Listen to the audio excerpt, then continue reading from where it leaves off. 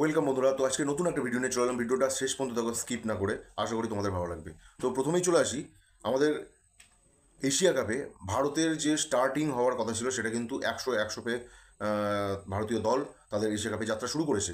এখন প্রশ্ন হচ্ছে যে এর পরবর্তী খেলা কিন্তু এশিয়া কাপের খেলা এশিয়া কাপে পাকিস্তানের সঙ্গে, সেটা হচ্ছে 14ই সেপ্টেম্বর। তো সেই দিনকে কিন্তু একটা হাই ভোল্টেজ ম্যাচ কিন্তু দেখতে পাবে আমাদের ক্রিকেট ফ্যান্সরা। তো এইসবের মধ্যেও কিন্তু একটা কন্ট্রোভার্সির মানে সূত্রপাত হয়েছে। সেটা হচ্ছে ইউএর সঙ্গে যখন খেলা হচ্ছিল তখন আমাদের ইন্ডিয়ান ক্যাপ্টেন সূর্যকুমার যাদব কিন্তু একটা কন্ট্রোভার্সির মধ্যে জড়িয়ে পড়েছে। তো অনেকে বলছে এই কাজটা করে সূর্যকুমার যাদব কিন্তু কিছুটা উদারতা দেখিয়েছেন, আবার অনেকে বলছেন যে না, ক্রিকেট কিন্তু একটা জেন্টলম্যান গেম। তো এখানে কিন্তু এই জিনিসগুলো দেখাতেই হয়।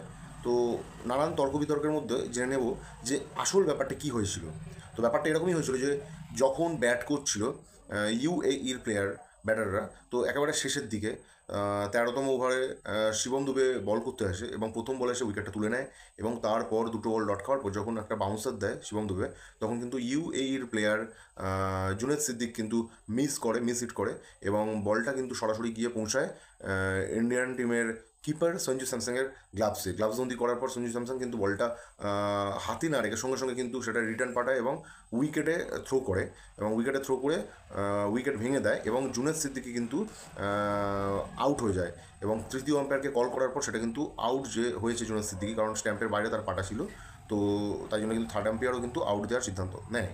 তো এখন প্রশ্ন হচ্ছে যে এই যে এত কিছু হলো, আউট হলো, তো এরপরে সে মানে কী এমন হয়ে গেল যাতে সে সে খেললো তারপরেও, থার্ড আম্পায়ার আউট দেওয়ার পরেও।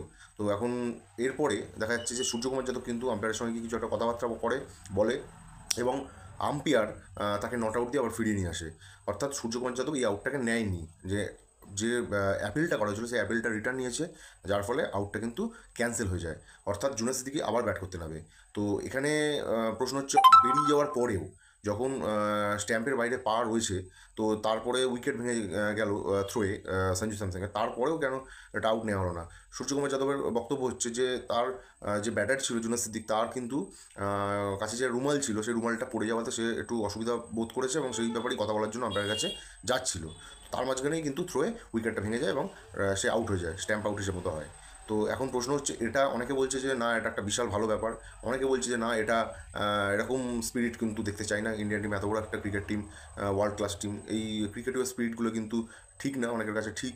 তো যারা প্রাক্তন আছে তারা অনেকে অনেক প্রশ্ন করেছে যে আগামী 14ই সেপ্টেম্বর যে পাকিস্তানের সঙ্গে খেলা, সেই সময় কি সূর্যকুমার যাদব সেম কেস করবে? এরকম উদারতা দেখাবে, ক্রিকেট মানে স্পোর্টসম্যান স্পিরিট দেখাবে? তো এটা কিন্তু বড় প্রশ্ন একটা। তো আশা করবো ছোট দল হংকং মাফ করবেন, ইউএই। তো তাই জন্য সূর্যকুমার যাদব হয়তো এরকম সেকেন্ড চান্স দিয়েছে, কিন্তু পাকিস্তানের সঙ্গে কোনো মতেই এরকম চান্স দেওয়া যাবে না এবং সূর্যকুমার যাদব দেবেও না। এটা আমার ব্যক্তিগত মত এবং বিশ্বাস।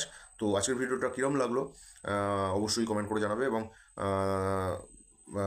খেলাধুলা সংক্রান্ত যে কোনো ভিডিওর জন্য আমার চ্যানেলটা সাবস্ক্রাইব করে এবং বেল আইকনটা টিপে রাখবেন, যাতে আমি ভিডিও ছাড়লেই আপনারা দেখতে পান। তো যদি আমার চ্যানেলটি ভালো থাকে তাহলে অবশ্যই সাবস্ক্রাইব করে পাশে থাকবেন। দেখা হচ্ছে পরবর্তী ভিডিওতে খুব তাড়াতাড়ি। ততক্ষণ সকলে ভালো থাকবে, সুস্থ থাকবে। জয় হিন্দ।